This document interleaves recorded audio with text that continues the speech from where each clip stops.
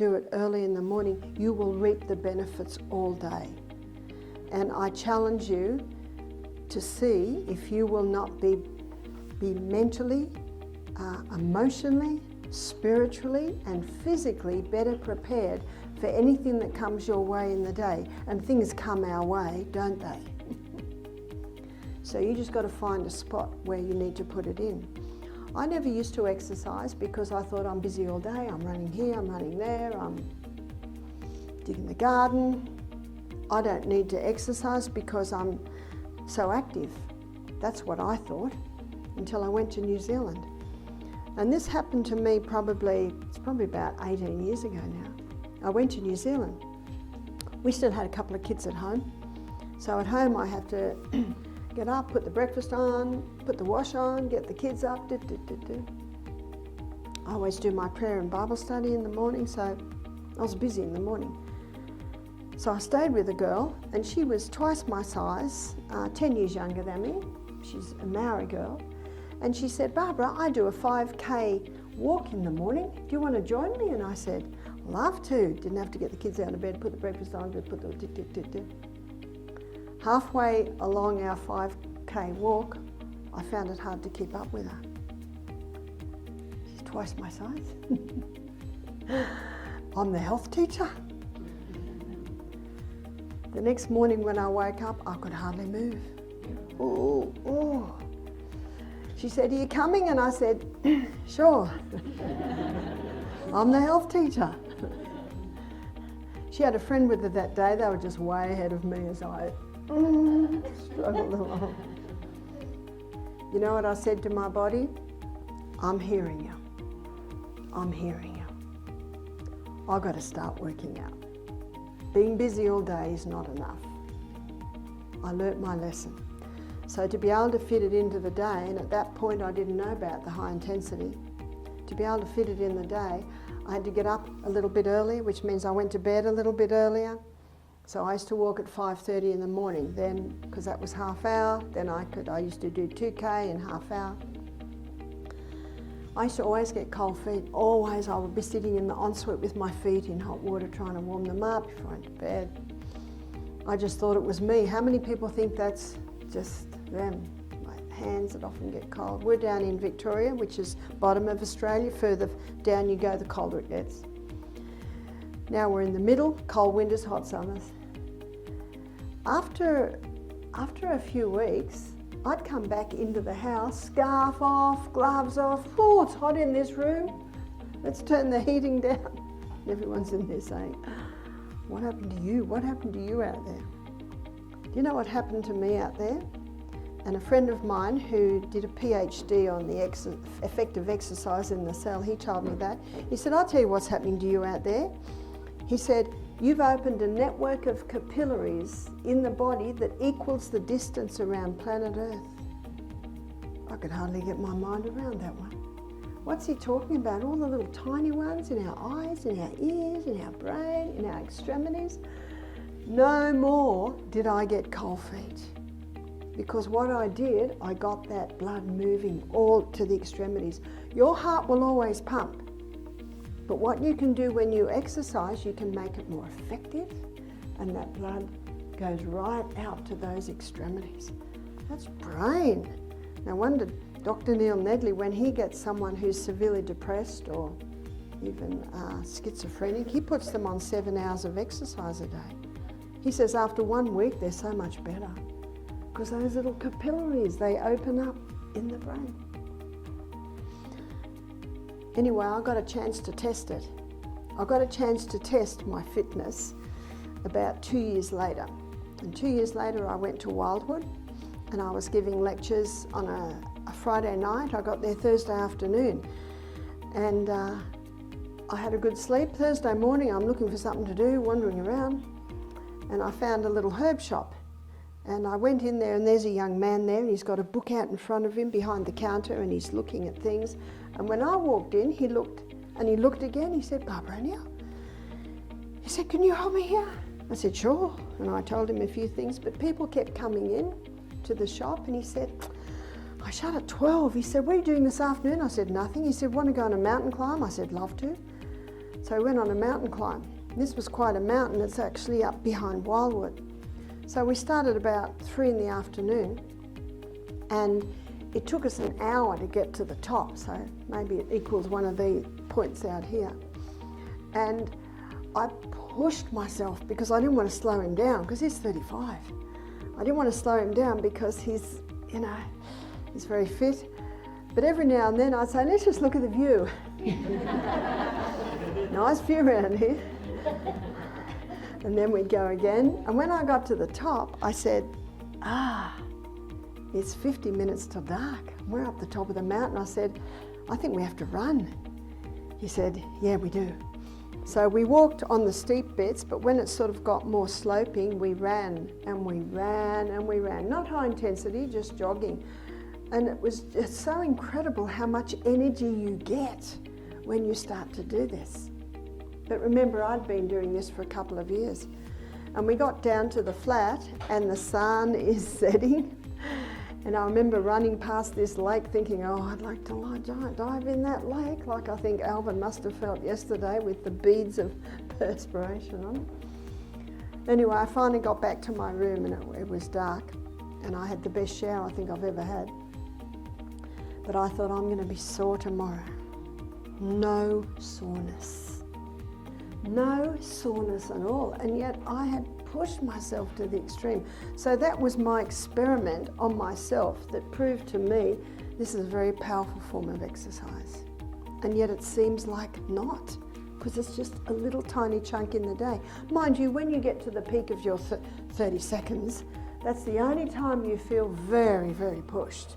But it's just brief. They're just little brief bits. And in his book, Fast Exercise, Dr. Michael Mosley, he gives a story of a young man who was an athlete all through his high school years. And he was, their champion runner. And then he went into med school. Lot of study. And the university had their yearly games coming up, and he didn't put his name down because he was so busy.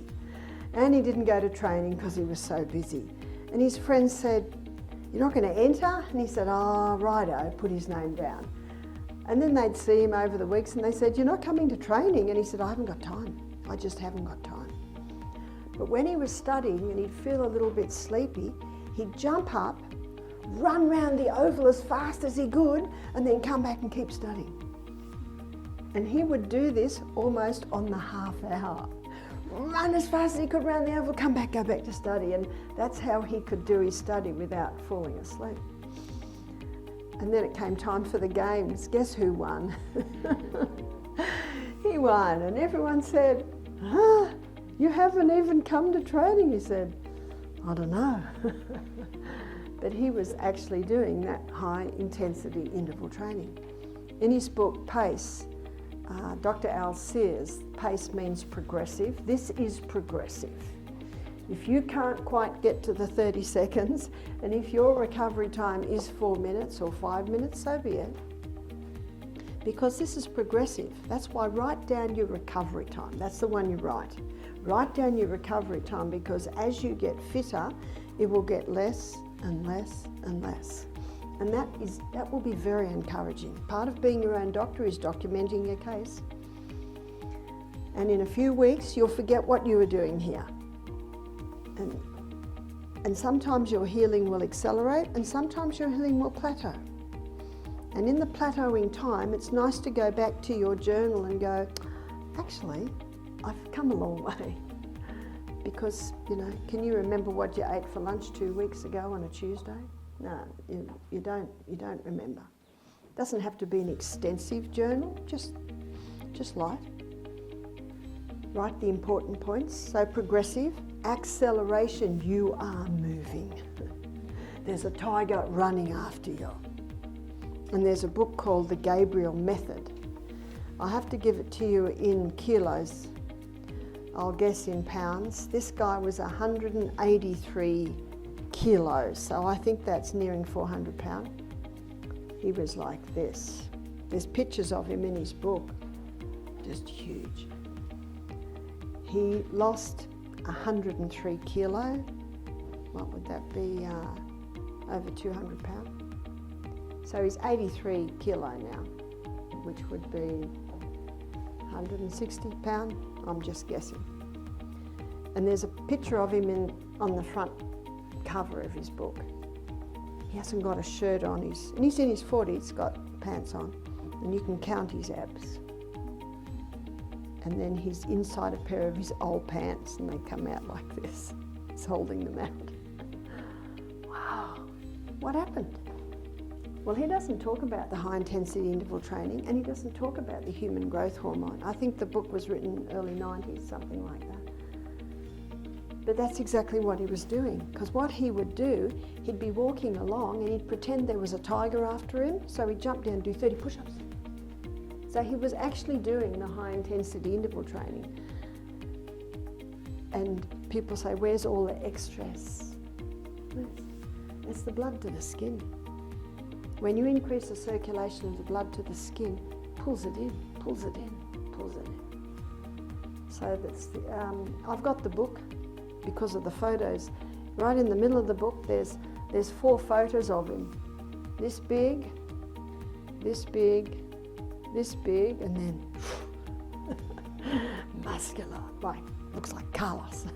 But he's in his 40s, and you would never think that someone who looked like that could get to this. So there's hope for us all. Yeah. Nowadays they're doing the bariatric surgery in order to lose all those things. That's right. So we're hearing from a surgical nurse here that they're going into surgery to have all the excess cut off. But what are you left with now? Pretty bad scars. And you've heard of the liposuction. Have you ever seen what they do? They put this long tube in and the guy's going shove, shove, shove. Oh, the damage done to the tissues. No, let's just stick to this. And Doug McGuff was asked the question, what's the most important, diet or exercise? Now, I agree with his answer, but his answer surprised me because he's a exercise doctor. He said 80% is diet. Got that? 80% is diet. Because as we saw yesterday, the food you eat determines how it's burnt in the cell. Isn't that true? So progressive acceleration cardiopulmonary is the C in the word pace. Cardio, the more you use that heart, the stronger it gets. So I'll give you the story of my son Peter. He was doing high intensity up and down the hills of Brisbane, training for a triathlon. I think he was about 26. And he's a tiler. He's at work and he's dismantling an old vanity unit, sort of an old 50s one. It had a big chip out of it, and as he got it, it slipped and hit his ankle. I think if he hadn't had a bone there, it would have sliced his foot off, and the blood touched the roof. He called out to my son, James, who's 5 years older. He said, James. Apparently James said, I'm on the phone, mate. That's real Aussie, isn't it? And Peter said, quick, I need help. By the time James got in, the blood was sprayed beautifully all over the ceiling and the walls. Anyway, they bound it up, took him into hospital, and the nurse kept taking his pulse. 50 beats per minute. You don't get many 50 beats per minute in a hospital. Why was Peter's heart rate 50 beats per minute? Because he's running up and down hills. Strengthening that heart. That heart got so strong, it didn't have to beat as much. And it was so strong that when it was cut, it hit the roof. Now, if his resting heart rate was 70 beats per minute, where would the blood have hit? Not the roof. It would have gone blimp, blimp. So you look at a heart rate of 50 beats per minute, boom, rest, boom, rest, boom, rest, boom, rest. You look at 50 beats per minute, boom, rest, boom, rest. You see that there's more rest. That's heart. That is the heart that'll go longer. I think if you come here in 15 years, I think Carlos will still be the exercise coordinator. What do you reckon? And he probably won't look much different. You see, Muscle knows no age. Whether you're 9 or 90, you can have strong muscles. That's the good news. And I'm the master of my destiny. And this is the best insurance policy that you can make. How many hours in a day? 24 hours in a day. You actually can't afford not to do it. You just got to find out what works for you. So progressive acceleration of cardiopulmonary. Pulmonary is lungs. And in his book, Al Sears quotes the Framingham Heart Study. We've looked at the Framingham Heart Study a few times. Mentioned it last night, I think. 30,000 people in a little town of Framingham. Some die, some come on. Set up to prove that cholesterol causes heart disease, but it still has not. In fact, it's proved the opposite, and it found that people with high cholesterol levels don't get Alzheimer's. Remember I quoted that? Well, what the Framingham Heart Study also showed is that by the age of 50, most people had lost 40% lung capacity. That's alarming. Most people by the age of 80 had lost nearly 60% lung capacity. Why is that? Because they're breathing like this up here. They're not breathing down here. When you breathe down there, you're breathing every part of your lung. But when you breathe high chest, why would your person breathe high chest? Because they're slouched. And when you're slouched, you can't use your abdominal muscles in the breathing process. Maybe their skirt or pants are so tight, you should be able to put your fist in there to allow those abdominal muscles to come in and out. So how can we prevent losing that lung capacity? High intensity interval training. If you've lost it, how can you get it back? High intensity interval training. That's the good news. Most people lose lung capacity because they stop exercising. We're training for something more important than the Olympic Games too. Do you know what we're training for? We're training for our latter years. And we know Jesus is coming soon. And we know there's a world to warn. But the saints are sick. They're sick. Where's his army? So it's time to start training. And there's a lovely verse in the Bible that talks about the race. It's found in 1 Corinthians 9:25. It says, "Know you not that they that run in a race run all, but one receives the prize?" It's talking about the Olympic Games. It says, "I therefore so run, but not as uncertainty. So fight I, but not as one that beats the air. I keep under my body. I bring it into subjection, if by any means I myself might be a castaway." I keep under my body, because you know what your body's going to say when you wake up in the morning? "Oh, I don't need to exercise today. I'll just stay in bed a little longer." Say, "No, up." I keep under my body, I keep it into subjection. Only one receives the prize. Every man that strives for the mastery is temperate in all things. Meaning moderation. Now they do it to obtain a corruptible crown, we an incorruptible. This is a crown that will never pass away. And the training they did, and you know what it was in those days? It was a vine that had been woven. So by the end of the day, the leaves are fading. That's why the Bible says, now they do it to obtain a corruptible crown, a crown that actually... All that work for that, well actually it was the honour too. They do it to obtain a corruptible crown, we an incorruptible. I therefore so run, but not as uncertainly. So fight I, but not as one that beats the air. I keep under my body. I bring it into subjection. If by any means when I have preached to others, I myself might be a castaway. So progressive acceleration of cardiopulmonary exertion. You are moving. This is no gentle stroll. This is fast. This is going very fast.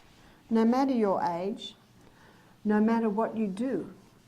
And if you are in a sedentary job, it's even more important. And if you are in a physical job, it's still important. Because even if you're busy all day, that morning exercise does not do, well, I mean, being busy all day does not do what that morning little chunk does. It's just a tiny little chunk.